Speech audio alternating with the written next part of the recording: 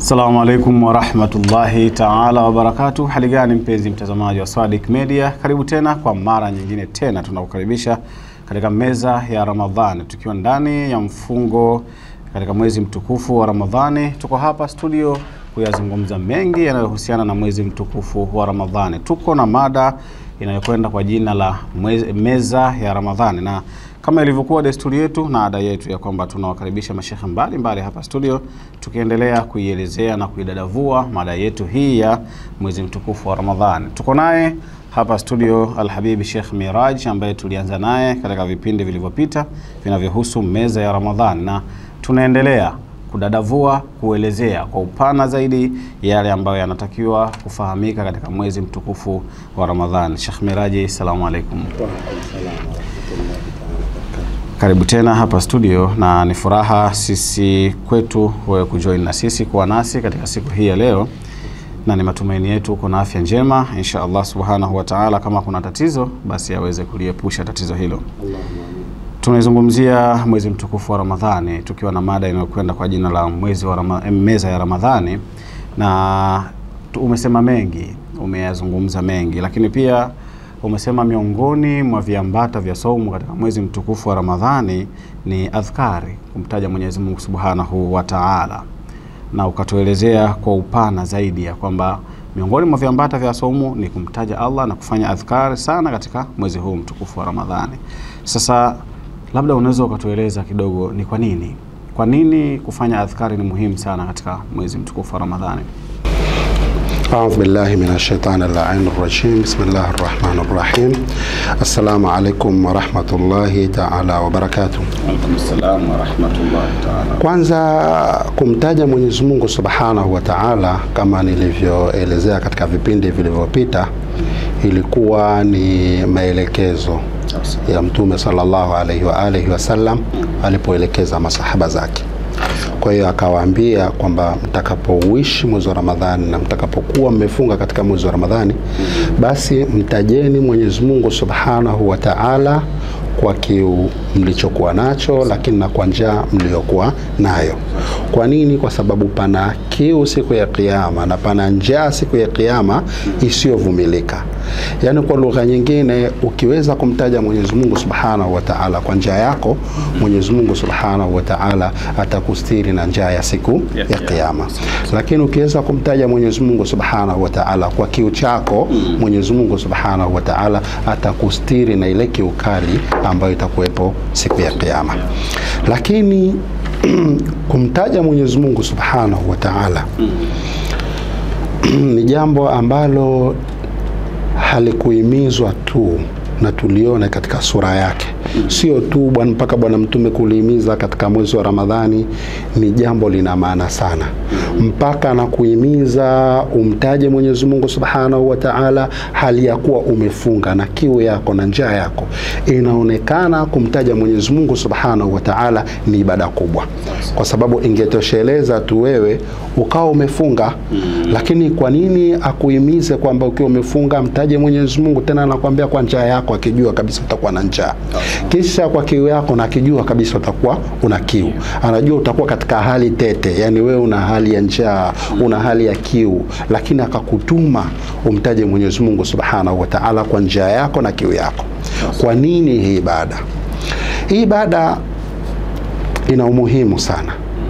Mtume sallallahu alaihi wa alihi wasallam siku moja alikuwa akiwaambia masahaba zake, aliwaambia, ala unabbiukum bi khairin a'malikum, je, nikwambieni jambo bora kuliko matendo yenu bora mnayoyatanguliza mbele ya Mwenyezi Mungu Subhanahu wa Ta'ala, kuliko mambo ya khairi mengi mnayoyafanya kwa ajili ya Mwenyezi Mungu Subhanahu wa Ta'ala. Je, nikwambieni jambo bora, ni bora kuliko matendo hayo ya khairi yote? Wa azkaha inda malikikum, lakini ni tukufu mbele ya Mola wenu. Yani kama kuna mambo ya khairi matukufu, basi litukufu mno ni hili mbele ya Mola wenu. Wa arfa'iha fi darajatikum, na linakupeni daraja kwa haraka. Kila mtu anapofanya mambo ya khairi na ibada ni kutafuta daraja. Mtu anataka kuwa karibu na Mwenyezi Mungu Subhanahu wa Ta'ala. Kwa hiyo anatafuta level. Kwa anapofanya kila jambo ya khair anataka kujikurubisha kwa Mola wake. Sasa katika jambo ambalo linaweza kukunyanyua daraja kwa haraka Bwana Mtume anasema ni jambo hili linaweza kunyanyua daraja haraka. Wa khairil lakum min infaqi dhahabi wal waraq. Lakini ni bora kuliko mwenye kuitoa sadaka ya dhahabu. Jambo hilo analitaka kutuambia Bwana Mtume, ni bora kuliko yule mwenye kuitoa sadaka ya dhahabu, ni bora kuliko yule mwenye kutoa sadaka ya senti, pesa. Yani yule ambaye anaweza na milioni zake anaenda kutoa sadaka, ana milioni 5, 10, 7 akatoa sadaka katika mwezi wa Ramadhani. Mwingine ana dhahabu zake akaenda akatoa nini? Akatoa sadaka ya dhahabu. Sababu Bwana Mtume anasema jambo ninalotaka kukwambieni ni bora kuliko mwenye kutoa sadaka ya dhahabu na fedha, senti. Wa khairin lakum min an talqaw aduwakum fatadribu a'naqahum. Na nilikubwa zaidi kuliko kuingia nyinyi vitani mkawachinja maadui zenu. Ni kubwa kuliko nyinyi kuingia vitani mkawachinja maadui zenu, wayadhribu a'naqakum, na maadui wakakuchinjeni. Yani jambo hili ni kubwa kuliko kuingia vitani mkaenda mkapigana na maadui mkafa na mkauawa. Basi jambo hili ni kubwa hata kuliko hili. Sasa maswahaba Bwana Mtume sallallahu alayhi wa alihi wasallam wakawa na shauku. Kila mtu yuko tayari anataka kusikia kuna kitu gani kikubwa kiasi hicho. Wewe Mtume unasema kwamba ni bora kuliko kitukufu mbele ya Mwenyezi Mungu Subhanahu wa Ta'ala kuliko kila kitu, kinakupa daraja haraka, ni bora kuliko kutoa sadaka ya dhahabu na senti, ni bora kuliko kuingia vita. Je, kitu gani bora? Qalu ya Rasulullah, wakamwambia ewe Mtume wa Mwenyezi Mungu Subhanahu wa Ta'ala, ya bala ya Rasulullah, tuambie ewe Mtume wa Mwenyezi Mungu Subhanahu wa Ta'ala, tuko tayari. Jambo gani? Qala dhikrullahi ta'ala, kumtaja Mwenyezi Mungu is everything. Kwa hiyo hakuna jambo kubwa kama kumtaja Mwenyezi Mungu Subhanahu wa Ta'ala. Na haya ni maneno ya Bwana Mtume, anawaambia ni bora kuliko kutoa sadaka ya dhahabu wala kutoa sadaka ya senti, ni bora kuliko kuingia hata katika vita, linakupeni daraja kwa Mwenyezi Mungu haraka mno, ni jambo tukufu mbele ya Mwenyezi Mungu Subhanahu wa Ta'ala kuliko mambo mengi ya khairi mnayoyatanguliza. Dhikrullahi ta'ala, kumtaja Mwenyezi Mungu Subhanahu wa Ta'ala. Kwa kweli tumeona kwa ubora huu ambao Bwana Mtume ameueleza wa kumtaja Mwenyezi Mungu Subhanahu wa Ta'ala katika mwezi mtukufu wa Ramadhani. Hii inaonyesha ni kwa namna gani hili ni jambo kubwa. Sasa ni kipi bora kati ya kumtaja Mwenyezi Mungu au kufanya adhkar na ibada ya swala? Kwa nini Bwana Mtume asihimize swala kwenye mwezi huu akahimiza kumtaja Mwenyezi Mungu? Tabana katika khutba ile tuloitaja kuna kuswali pia Mtume sallallahu alaihi wa alihi wasallam alihimiza.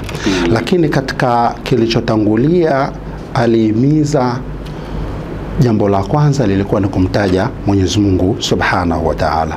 Tabaan nataka kukuambia pia vile vile kwamba ibada ya kumtaja Mwenyezi Mungu Subhanahu wa Ta'ala ni kubwa zaidi kuliko swala. Na hapa kidogo kila mtu atashangaa, lakini kuna hoja na sababu. Ibada ya kumtaja Mwenyezi Mungu Subhanahu wa Ta'ala ni kubwa zaidi kuliko swala yako. Kwa nini? Mtume sallallahu alayhi wa alihi wasallam, kwanza kabla ya Mtume katika Qur'ani, Mwenyezi Mungu Subhanahu wa Ta'ala anasema wa aqimis salata inna salata tanha 'anil fahsha'i wal munkar. Simamisheni swala, na swala ni yenye kukataza nini? Maovu na machafu. Wala dhikrullahi akbarun, na kumtaja Mwenyezi Mungu Subhanahu wa Ta'ala ni kukubwa zaidi.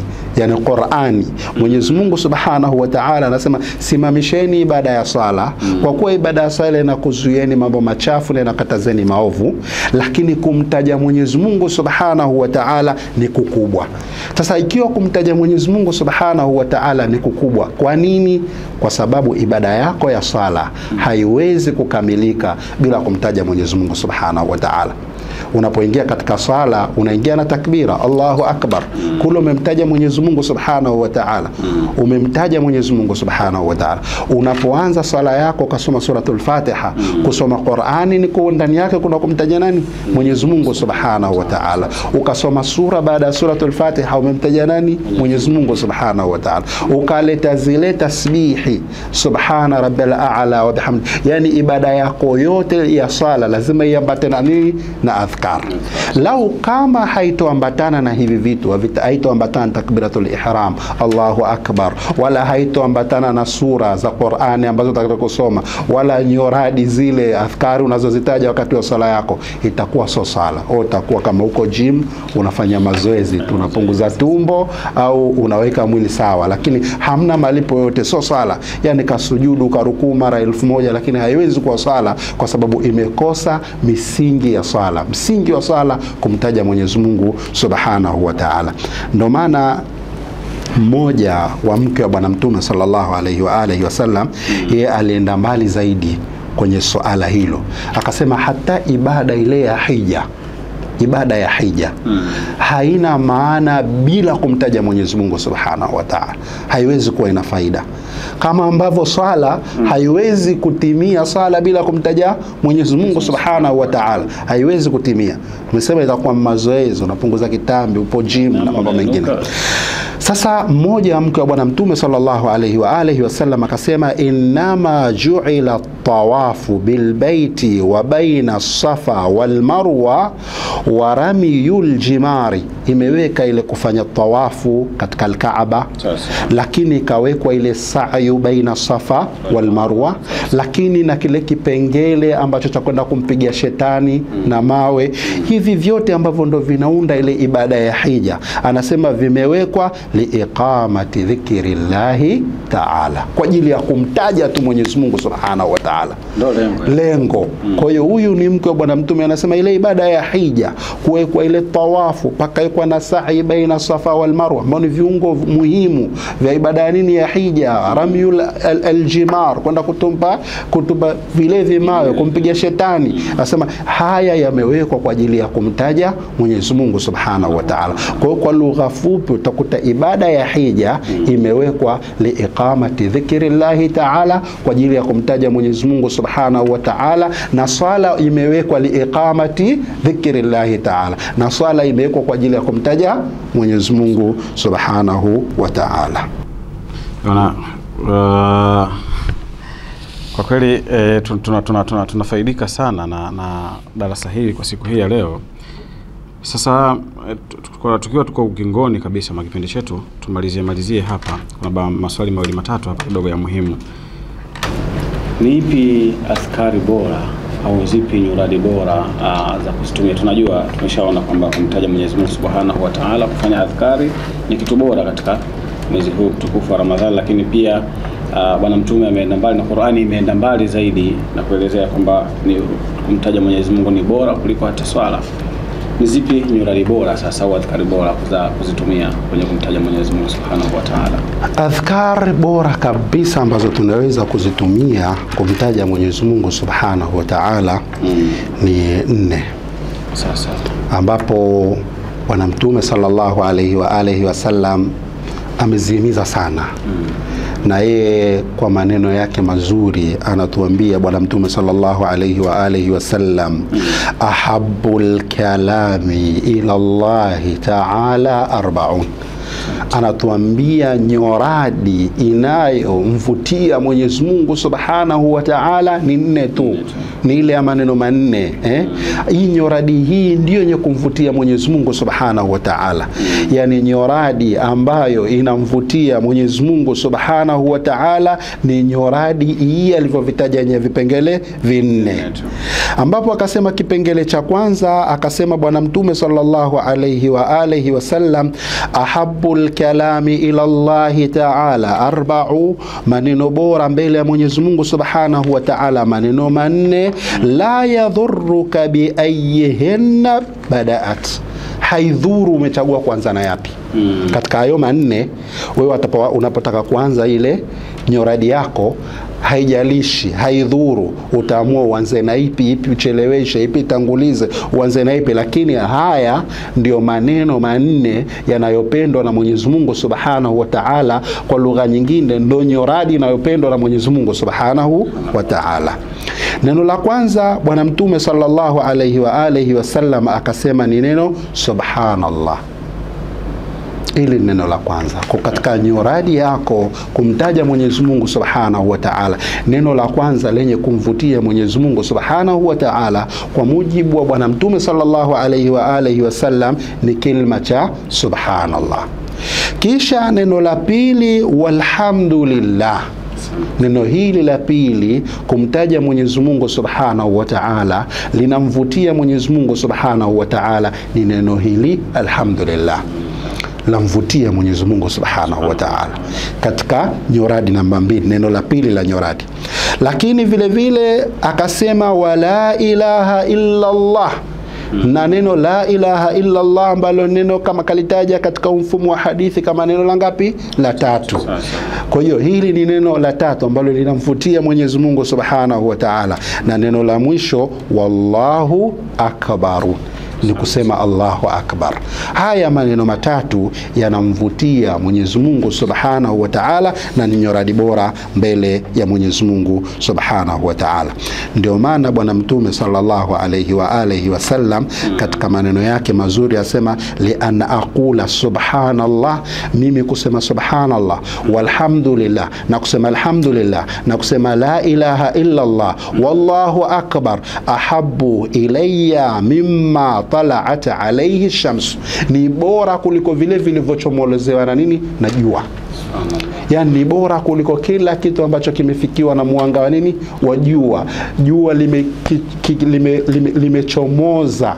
Kwa hiyo ni bora kuliko kila kitu kinachochomozewa na nini? Na jua. Kusema nini? La ilaha illa Allah. Kwa hiyo utaona kwamba hizi nyoradi hizi la ilaha illa Allah, subhanallah, walhamdulillah, wallahu akbar ni nyoradi ambazo zinamvutia na ni maneno ambayo yanapendwa na Mwenyezi Mungu Subhanahu wa Ta'ala. Na Bwana Mtume anasema ni bora kuliko kila chenye kuchomo. Kusema la ilaha illa Allah, walhamdulillah, subhanallah, wallahu akbar, kusema haya maneno ni bora kuliko kila kitu chochote kilichochomozewa na nini? Na jua. Kwa kumalizia haraka tupe faida 2-3 angalau kwa uchache za kufanya adhkari katika mwezi mtukufu wa Ramadhani. Kufanya nyoradi katika mwezi mtukufu wa Ramadhani ni jambo ambalo lina faida kubwa sana. Katika miongoni mwa faida zake, kwanza tunaambiwa inaondosha huzuni. Yani mtu anapofanya nyoradi, una huzuni wewe, una jambo limekufika, una maumivu ya moyoni, basi jambo la maana sana kukimbilia ni kumtaja Mwenyezi Mungu Subhanahu wa Ta'ala. Kule kumtaja Mwenyezi Mungu Subhanahu wa Ta'ala kuna kuondoshea huzuni, kuna kuondoshea unyonge, kuna kupa nguvu. Lakini jambo jingine, faida nyingine ya pili ni kwamba unapomtaja Mwenyezi Mungu Subhanahu wa Ta'ala na unapoleta nyoradi kuna kutanulia wigo wa riziki. Riziki inakuwa. Kwa hiyo riziki yako inaweza kukua kwa kumtaja Mwenyezi Mungu Subhanahu wa Ta'ala, kuleta nyoradi. Kuna kuza riziki. Lakini jambo jingine la 3, mtu anapofanya nyoradi Mwenyezi Mungu Subhanahu wa Ta'ala anaufanya moyo wake unakuwa hai. Na hata katika maneno ya Bwana Mtume anasema tofauti baina ya mwenye kumtaja Mwenyezi Mungu Subhanahu wa Ta'ala na asiyemtaja Mwenyezi Mungu Subhanahu wa Ta'ala ni kama aliye hai na aliyekufa. Mtu mwenye kumtaja Mwenyezi Mungu Subhanahu wa Ta'ala yuko hai. Lakini mtu asiyemtaja Mwenyezi Mungu Subhanahu wa Ta'ala hata kama yuko hai amekufa, kwa sababu moyo wake umekufa, hauna Mwenyezi Mungu Subhanahu wa Ta'ala, hauna Mungu. Kwa hiyo kumtaja Mwenyezi Mungu Subhanahu wa Ta'ala kunaupa moyo uhai. Lakini la mwisho ambalo ni la msingi kwa kuhitimisha nalo, Bwana Mtume sallallahu alayhi wa alihi wasallam anasema sab'atun yudhilluhumullahu fi dhillihi yawma la dhilla illa dhillu. Kuna watu 7 ambao ni wenye kupata kivuli cha Mwenyezi Mungu Subhanahu wa Ta'ala siku ya Kiyama. Watu 7 peke yake. ile siku ambayo hakuna kivuli kabisa, ni jua kali, siku hiyo nzito, basi kuna watu ambao watakopata kivuli cha Mwenyezi Mungu Subhanahu wa Ta'ala, na hao ni 7. Akataja Bwana Mtume sallallahu alayhi wa alihi wasallam, miongoni mwao wa rajulun dhakara Allaha khaliyan fafadat aina, ni yule mtu ametake time, akajitenga, akakaa mwenyewe peke yake, akawa anamtaja Mwenyezi Mungu Subhanahu wa Ta'ala.